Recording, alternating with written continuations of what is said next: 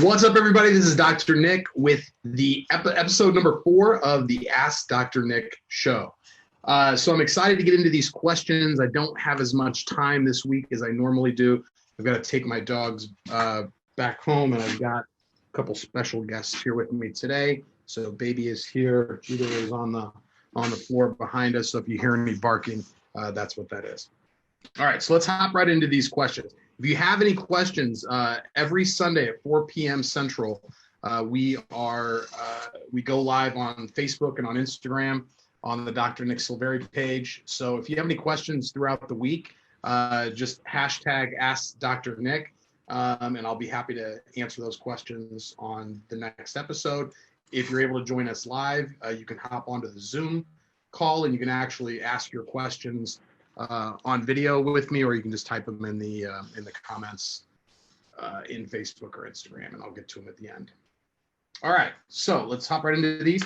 The first question comes from one of my good friends, Dr. Barbara Eaton of the 56-day chiropractic boot camp to double your business. And she asks, what is the best email sequence for new members? Now, she gave a little bit more context when she left the message, but I wanted to expand on it a little bit more than even what she asked. So she was asking if someone leaves their email address, whether it's a website pop-up or whether it's at a spinal screening or a health talk, basically that they are not a patient yet.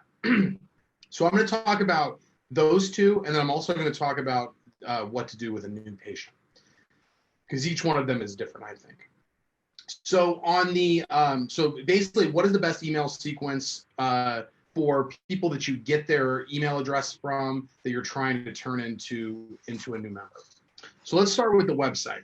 The website, to me, is not a great place to be collecting email addresses, mainly because 99% of chiropractors don't have any sort of like automated, successfully proven email follow-up sequences. And what I see when I do website audits is that people will have a pop-up come up onto the screen like in the first 3 seconds. So, I go to abcchiropractic.com, I'm looking around, and literally like 3 seconds in, it pops up asking for my email address. The problem is like no one opts into that stuff. There is no value given. It's usually just like, give us your email address for like no reason. Or at best, there's maybe a newsletter attached to it that no one cares about. So my thing is like, if you want to try to capture email addresses on a website, make it to where they can choose to opt into it on the page. So, if you've got an ebook, if you've got a masterclass, if you've got something of value that you can give them as a transitional call to action, like if they're not ready to make an appointment, but you can give them some value, I'm all for that. I encourage that, actually. But make it where it's very like they're doing it on their own, not you're forcing it, like you're popping it up and affecting their website experience. The other thing that you can do is you can do basically what's called I think it's called like an escape pop-up, where if somebody is trying to exit your website, you can trigger it to where it'll pop up then. But it's still, if it's just, give me your email address or sign up for the newsletter, no one's going to do that. So whatever your transitional call to action is on the website, meaning like the ebook or the masterclass or something of value, you can do a pop-up. But it's basically like they're ready to leave the page, and it's kind of a last-ditch effort to try to talk to them.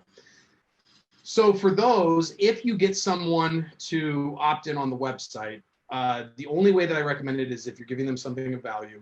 So the email sequence should be attached to that thing of value. So let's say it's 5 natural ways to balance your hormones, right? Let's say you're like, that's your specialty. So if you're talking about 5 natural ways to balance your hormones, or 5 natural ways to balance your hormones, you would want the videos to be attached to, like, they would be around the same topic as that lead magnet. So the first email obviously would be delivering the thing that you promised them. Every one of the emails I think should have a call to action to try to get them to schedule an appointment, because that's what you really want them to do. Now, if you're delivering them something like an ebook or something, you really only want to just have, like, you can have a call to action within the thing of value, but the email itself should just be delivering the thing, the lead magnet, the thing of value. But every email after that should have a call to action to try to get them in the office. And then those emails really break down on going deeper on the subject that you've given them information on, showing them testimonials around for people that you've helped with that specific problem, advanced training that you've done. You know, they call an email sequence where there's no real continuous storyline. They call it a Seinfeld sequence. And a Seinfeld sequence means that, like, no one email is attached to the one before or after it. Like Seinfeld episodes were standalone episodes. They didn't really like have any like common thread through them other than the characters. So each episode they were going through a new thing. So I would recommend doing that, to where each email just kind of hits on the high points that you want them to know if they opted in for the thing. So that's for websites. If you meet somebody at a spinal screening or you do a talk, again, if it's very specific, if the talk is specific, you should have the email sequence fit in with the talk, the topic of it. But let's say it's just at a spinal screening, it's just for a general chiropractic office. These, with the website and with the screening, if they are not a patient, I would probably cap it at about 7 emails, and then maybe you could put them onto your newsletter if you're doing like once a week or once a month. Once a week is probably what I recommend on that in terms of like the maintenance schedule. But with the daily emails that you send out right away, I would say 7 is probably the most that I would want to do for anybody who hasn't come into the office. So for a spinal screening, same kind of idea. You'll want to talk about your office, about chiropractic, how it can help, how like, you have to assume that they have one of the major things that, people go to chiropractors for, usually low back pain, neck pain, and headaches. So I would kind of focus in on those things. But then I would talk about the nervous system as a whole, just in case you want to talk about, more organic type conditions. If you want to get beyond just low back pain, neck pain, and headaches, that's a good time to talk about that. Again, testimonials, any advanced training.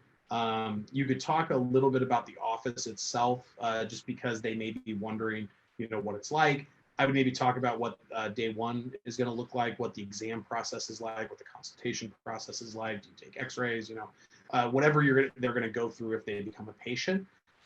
So again, I would make that into a 7-day daily email sequence, and I would just try to hit them pretty heavy as soon as they get. And you got to opt them in right away. With an event, that first one you want to remind them that they met you at the home show or the dinner with the doc or whatever it might be.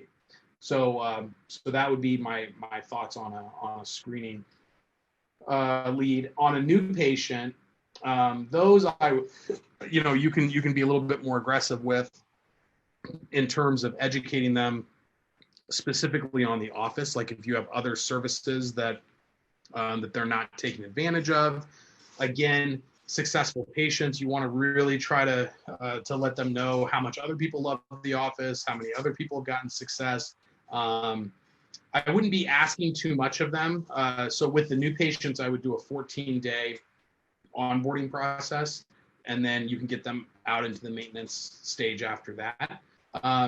In those 14 days, whatever you're trying to teach them within the office, you just want to reinforce that with your email messaging. So you want to, if you want to talk to them about, like whatever you're teaching them, like for example, like Dr. Stephen Franson with TRP, he teaches the Dirty Dozen, which are 12 different things that you talk about on daily visits. So those would make for great emails. You could also talk to them about educating them on how to refer in friends and family. You can talk to them about, how to leave a review. So then you can start. I wouldn't ask too much of them, especially early on. But as you get towards the tail end of those 14 days, you could start to educate them a little bit on how they can help the practice grow. So if they are not a patient, 7-day sequence. If they are a patient, 14-day sequence.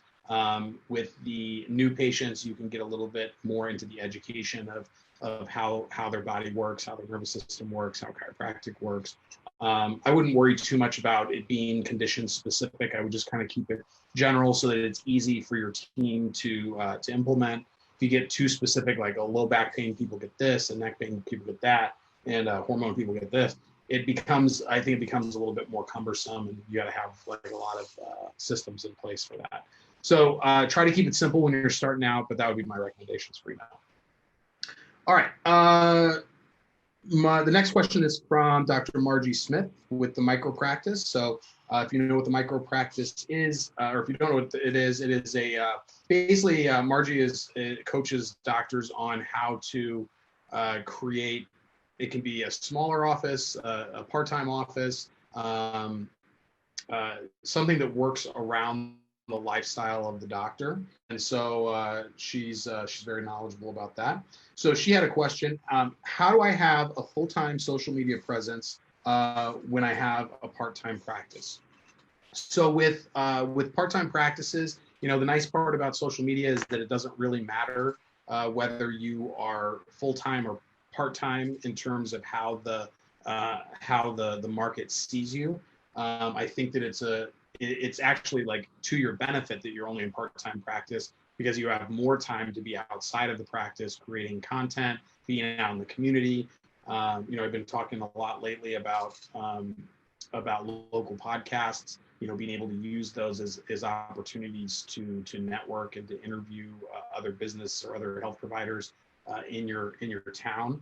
I think that is tough to do when you're practicing 5 days a week and maybe 6 to 7 shifts per week. So having a part-time practice, I think, is a advantage, not a detriment to having a full-time social media presence. Now, I know your situation a little bit, and so you have 3 kids, and you have a life outside of the practice that may make creating content a little bit more difficult, but I feel like everybody has that. So it's just a matter of making it a priority. If you spent 1 hour per week blocking off time to create content, you could then split that up and use those pieces in different areas. So it doesn't have to be super time consuming.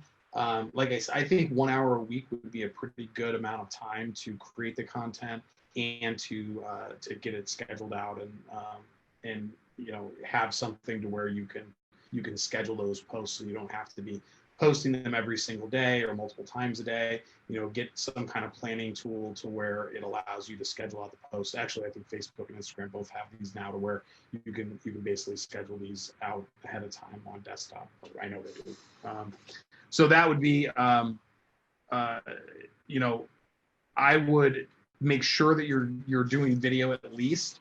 I think the podcast would be a really good one because you have more time outside of seeing patients, and it gives you a reason to be out in the community and be mixing and mingling. So that's my answer on that. All right, next question is from my buddy Pete Martoni. He says, Pete is he is great at creating content. He's a doctor near Boston who has a product called the Neck Nest. If you've ever heard of that, or if you've never heard of that, you should check that out. It basically is like a pillow that works similar to how a dental roll does to help to reestablish the curve in the cervical spine. So he says, I am a Facebook guy and I don't know how to use the other platforms. What is the #1 platform, or how do you integrate your message for the other platforms? So everybody, has their preferred platform. It's usually either Facebook or Instagram. Some people like YouTube, or they're real heavy into LinkedIn, but usually it's Facebook or Instagram. So let's take yours, for example. So Facebook, I would say that the average practice owner is on Facebook more than they are on Instagram.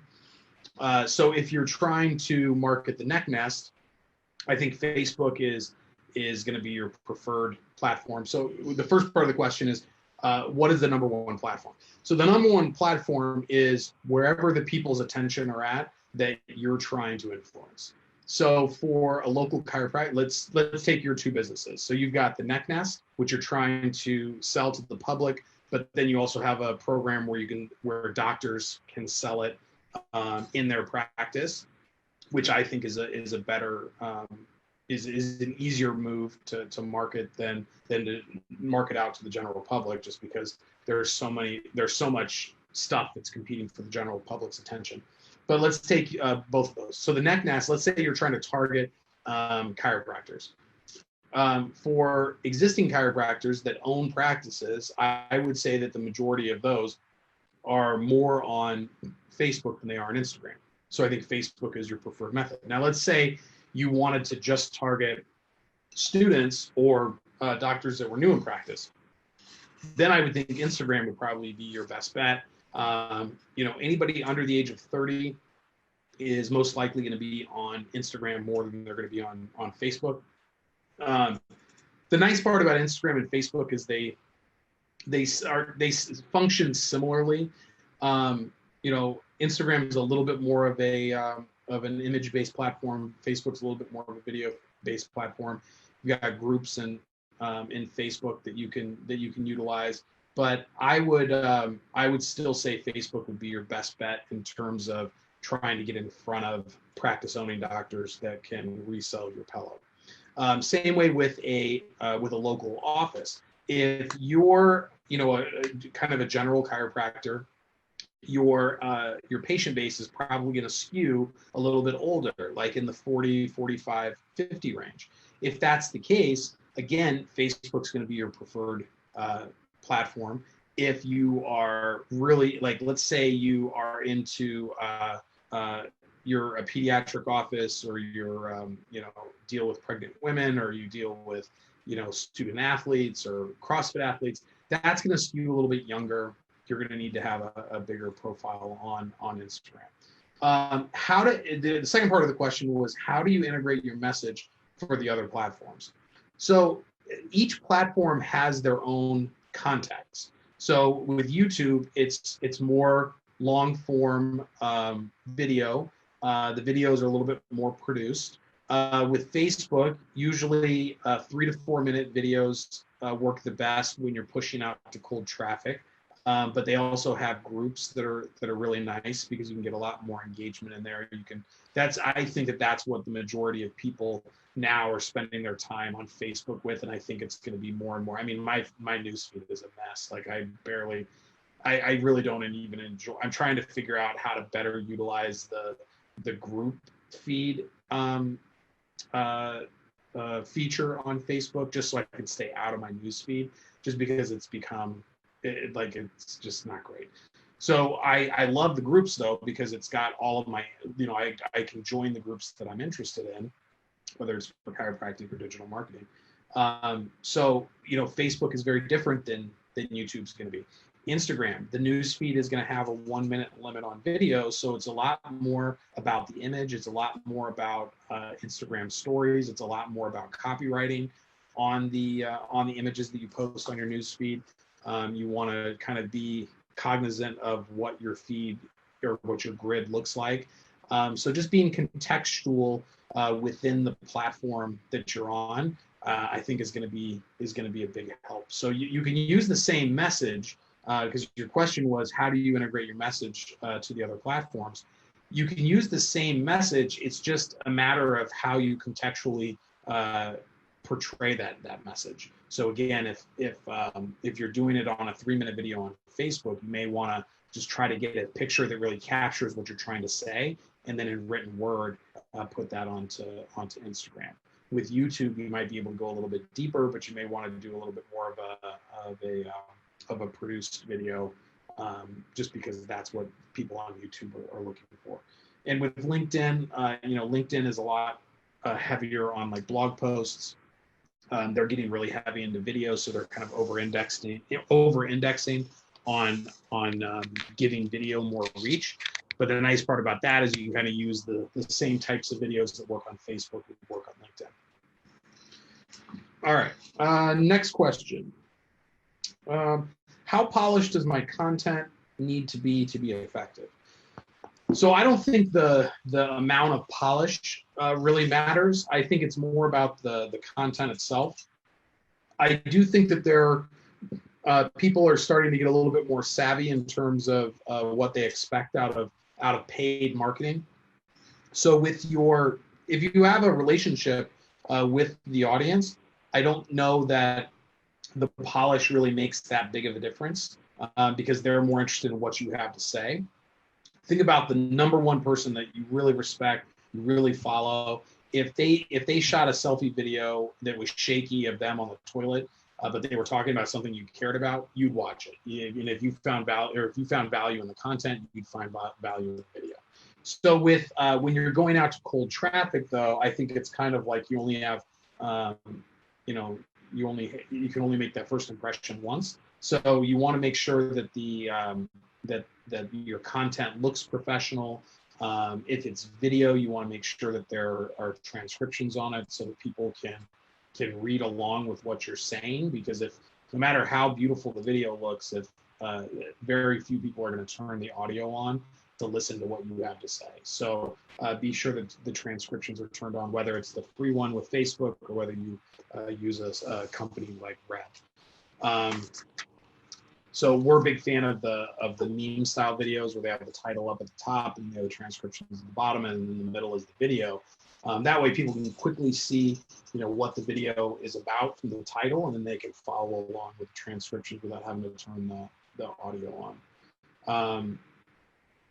Again, my answer to the previous question, YouTube is going to have a higher threshold of production value than Facebook will. Facebook, you can get away with a little bit of a rougher looking video. With YouTube, it just needs to be a little bit more polished because that's what people are used to on that platform. So you want to try to be as contextual as possible on that platform. And then the last question, I've noticed you've had some big name guests on your show. Any tips on how to connect with that caliber of people? So, the first guest that I had on he was referring to my podcast. But the first interview that I had was Gary Vaynerchuk, and then I've had some really good guests within the profession of chiropractic since then. And it doesn't really matter whether they're world famous like Gary or whether they're famous within an industry like with chiropractors that I've interviewed so far. It really comes down to doing business with people, I think. That is always the easiest way to do things. Being in the same physical space as they are, I think is really important. So one of my mentors, when I first started out, I was at a conference with him, and I watched him, and this was before he had gotten to the level that he's at now. And I watched him kind of move around the conference and set up interviews. He had set up an interview, I don't know if it was like in a hallway or something, but it was basically like a shoot for he had the chairs set up and the lighting and the cameras and everything. And he would just get them and bring them over at the conference. And that's been really helpful for me doing in-person interviews, because I don't love doing Zoom interviews as much as I do in person. So when you're at an event, it's a whole lot easier to be able to get somebody to come over for 10 or 15 minutes, and then that turns into 20 or 30 minutes, than it is to try to set up a time to, find time in their calendar. A lot of times when people are at events, there's a lot of downtime. So especially if they have a booth there, or if they're presenting it at all, there can be a lot of kind of just walking around, not really anything to do. So if you give them something to do for 30 minutes, they're usually happy to do that. But doing business with people makes it a whole lot easier to be able to ask for an interview. So the big three that I would say is, be physically in the same space. 2 is, do business with them. It's going to be a lot more likely they say yes if you do. And then number 3 is, just ask. Just have a simple ask that you can make to whether it's for a podcast interview or whatever it is that you're looking to have them help you with. Just make it easy for them to say yes. If it's complicated, if it's going to take up a lot of their time or their energy, they're probably not going to be willing to do it. But the easier that you can make it for them, the more likely they are to say yes. So that is all 5 questions for this week. I'm just going to look on Instagram and Facebook, see if there's anything there. I don't see anything.